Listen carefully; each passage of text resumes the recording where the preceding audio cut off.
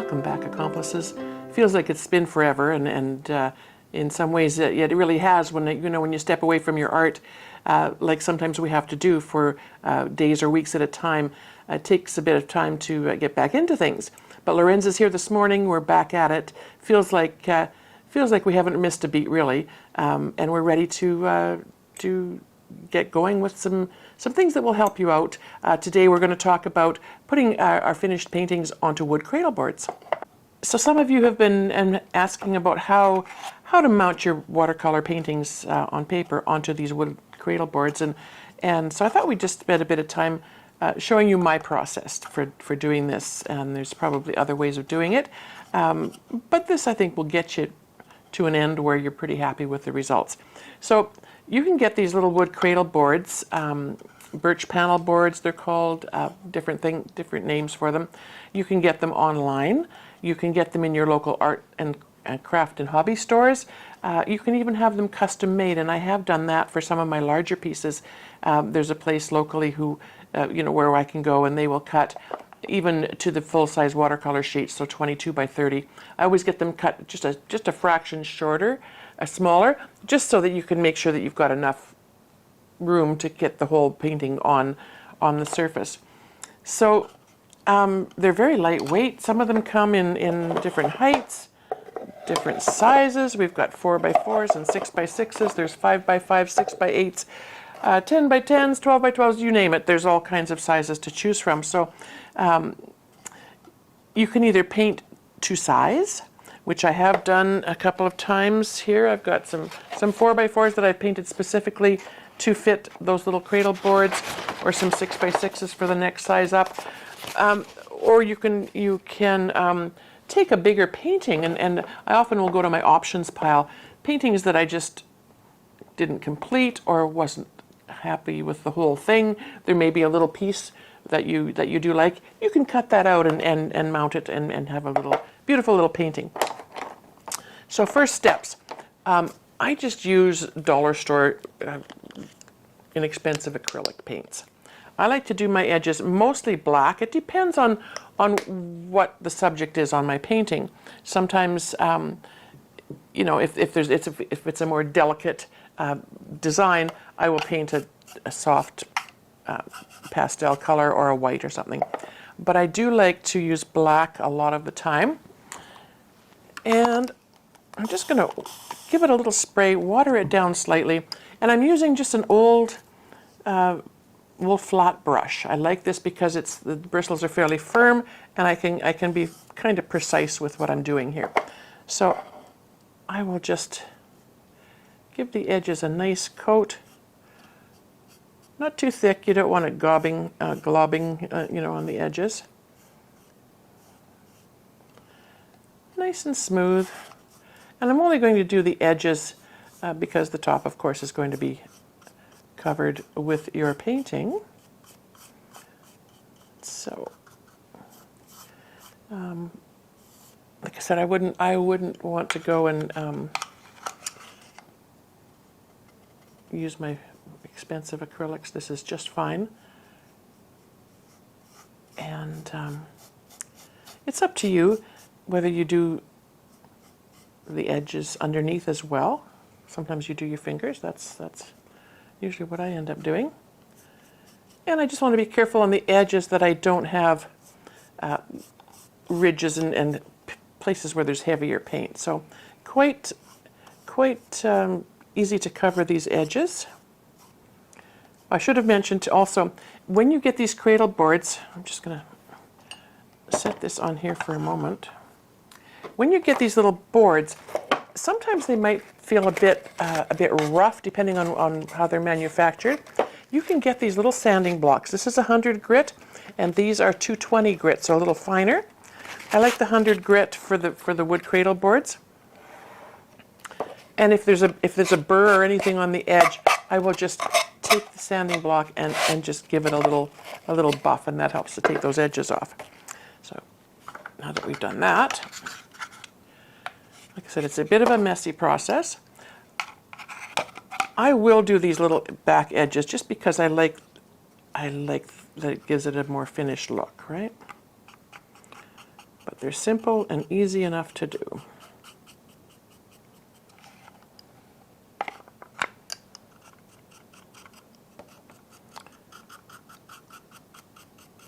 It doesn't take long for this paint to dry either, so it's quite fun to work with. And one more little bit on, oops, take some of that off, on this edge, and then that's going to set off to dry. And it's up to you whether you paint it first or whether you put your acrylic medium on first. I like to paint them first. That way, if I do have any missteps with the paint, I can sand it off or work with it that way. Now, I just want to be careful that I don't have a ridge of paint that's beaded up along this edge here, because this is where my paper is going to sit, and I don't want any bubbles and bumps and drips of paint to be impeding the glue and how it holds things down. So we'll just set that aside while it dries, and I'm going to give that a little wash. I have a separate jar from my watercolor water vessels just for these kind of projects, just so that they don't contaminate each other. And as always, a damp paper towel in your hand can help with any of the little messes that will happen. If you're like me, they definitely will happen. So painted sides, nice and dry. I like to use a matte medium. It's an acrylic gel, or acrylic, this is a liquid, but it comes in gel. It comes in matte medium, gloss medium, gels and liquids, and there's many brands that you can find, but it's a medium polymer matte finish, and it's like a glue, but it's also a sealer. Now, this is from our local Opus art supplies here in Western Canada, and I like to give the whole surface a coat of this. And it's up to you. I mean, I think I err on the side of caution. I want this to be as beneficial to my painting as I can. And it's going to look a little cloudy, but if we can get this surface covered, it's going to give a nice protection. The wood in any of these products will have an acid in it, and that acid over time can affect your painting, your paper, and the surface that your painting is on. So this just gives it a little bit of a protection, and you can see I hardly put any on there, about a quarter-sized dollop, and it's going forever here. So I'm just going to keep smoothing it off. Again, I don't really want to have beads on the edge. If they do bead up a little bit on some of the edges, you can always sand if it's on the bottom, that's fine. And it will dry clear. And it will give a bit of a sheen, but this is a matte medium, so it's not going to make it really glossy. Okay, so I just want to make sure that my brush strokes are nice and even. And I'm just, as with painting with watercolor, you just want a light touch, right? You just want to be, you're just moving this product on the surface rather than trying to grind it in. All right. And as I said, it will dry clear. So we'll just give that a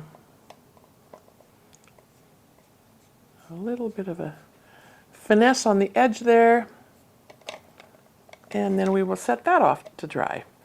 I'm not going to worry much about doing the underside of this. I think it's going to be okay without the medium. And like I said, it's up to you whether you do all around or not. But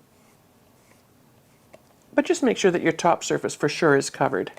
Okay, so we'll set that aside as well. Where are we going to put that? Right there. I'm going to use this again. So I'm going to put this one. These are a little finicky to work with, but we'll just hang it on there so that it's not touching any surface. And make sure that the edges are nice and smooth. And we'll just set that aside. Hopefully that's out of the way. All right. So next, once that's all dried, it's had a nice coat of acrylic medium. I'm just going to go back to just the top surface this time. I don't need to do the sides because they've already been sealed. And like I said, sometimes I've sealed inside as well, just to be on the safe side. But right now we're just going to do the top surface. We're going to make sure all the edges are covered. And I don't mind that it's beaded up a tiny bit on the edges. There we go. Oh, that's not going to fit. There we go. But I do want to make sure that my corners have a good coating of the medium. Anything that squishes out underneath is going to be wiped off, so we're okay with that. But I don't want to have big, thick puddles and masses of it in the middle of the painted area. All right, this medium will dry like cement on your brush. So again, I'm just going to let it sit in that water for just a moment. I don't let my brushes sit for more than just a minute or two, even in this process, even though they're not the best brushes. But I do like to make sure that I address that right away, because it's something that probably will be impossible to get out of your brush if you leave it. Okay, so now let's have a painting. Let's try this one. And I'm going to make sure that I've got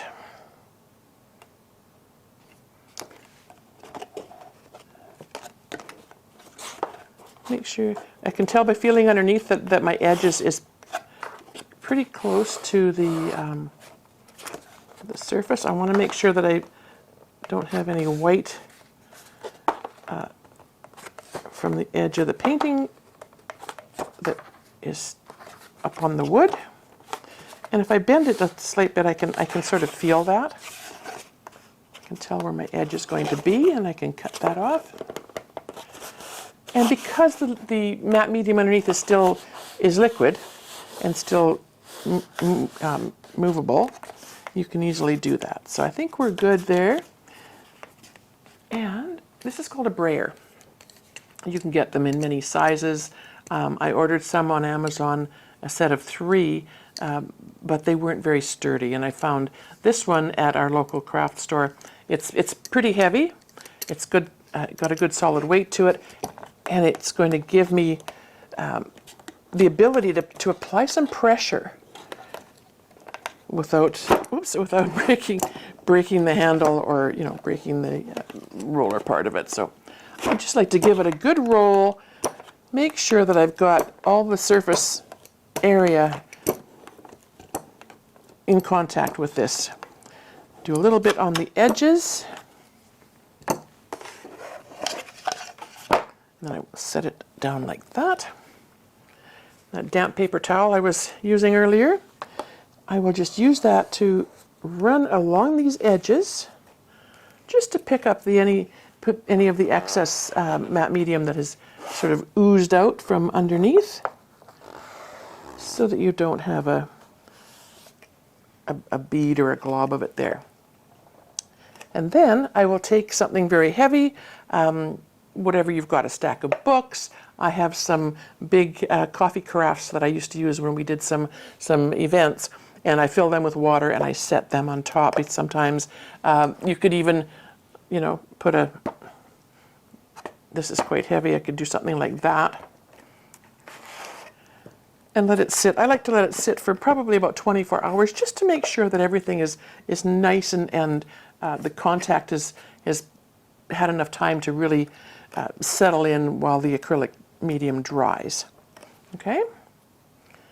So now that we've done that, I'm just going to set this, where am I going to set this, Loren, so that it doesn't get in everybody's way. We set this over here. Want it to be on a nice flat surface so that everything will continue to, to be in contact with that adhesive. Or a gel medium, I guess is not really called an adhesive. I like to make sure I've wiped it all up. You never, it's like some of my colors, they just, without knowing it, they end up everywhere. So I like to make sure I've wiped everything down a little bit, just to be on the safe side. And then after 24 hours, you come back to your piece. I like to use a cutting board. I don't know where my larger one is at the moment, so we'll use this one. And I can check. I can see where all my edges have come in good contact with the gel medium. Very solid. So I'm going to get my utility knife. And I will stand up for this because I like to make sure that I've got pressure. And very carefully. Now with these, the blades can be kind of flexible and bendy. So you don't want to have too much out because the longer the blade comes out of the knife, the more bendy that will be.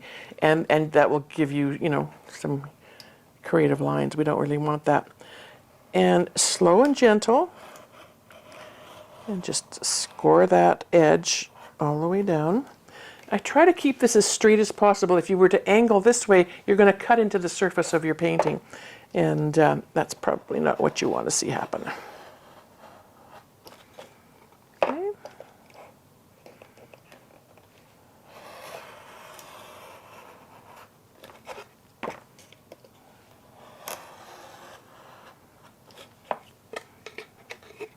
And we just have a couple corners here that need to be addressed.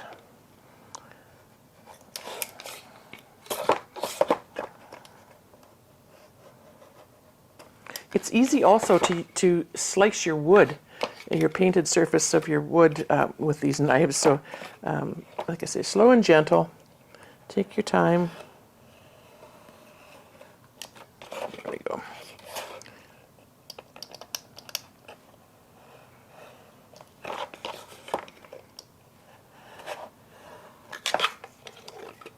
And one more little edge there that needs a little encouragement. And there you have your painting nicely adhered to your wood cradle.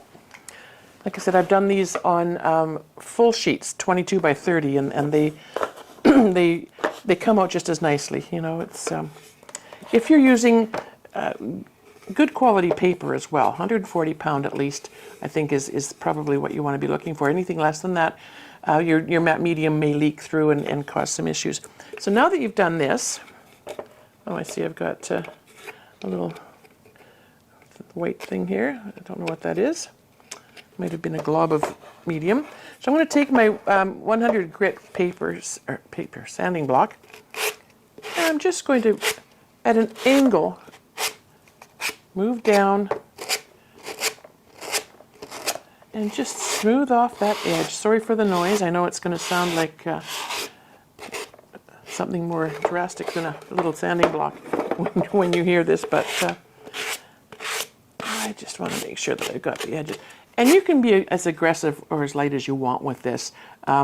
If you want a really aged look, you can work a little more on the surface of your painted area. But basically, you just want to take that edge off. When you've cut it, the paper is going to be a bit sharp, and so you can just round that off slightly. Gives it a more finished look. Now here, if you had slipped with the acrylic matte or medium and it was sort of globbed and beaded on the edge, you could sand that off a little bit with your sanding block. There's a little bit here. I'm just going to take my knife and peel that off, because to sand that thickness would be a little bit awkward. And then we'll give it a sand and have a look at your edges. And because you're, just going to grab another damp paper towel here. The surface of the wood on the edges is going to be a bit, I want to say rough, but it's not exactly smooth, so any burrs from the paper from the sanding might just stick to that. So you can take a dampish paper towel and give it a quick wipe, tidy things up, and then once you've done that, you can see where you may have missed any of the black painted area. And that's already dry, so we can set that aside. And I'm just going to go back in now, and you can see where I had touched with that acrylic gel. I'm just going to try to cover that up. And you can touch up your areas here. There's a little bit more there with the acrylic gel. And here, and when I was talking, I was not paying that much attention, and I did slice a tiny bit of the wood away on the edge. So I'm just going to take my paint and cover that up. Oops, and that's it. So, you know, sometimes you're lucky and careful and it's a one and done. Other times you can go in and just touch up a few things as you go. So that, in a nutshell, is how we put these together. I love them because they can hang, they can sit on the surface, on a shelf, anywhere really, on your desk, that kind of thing. And they make great little gifts. I love these.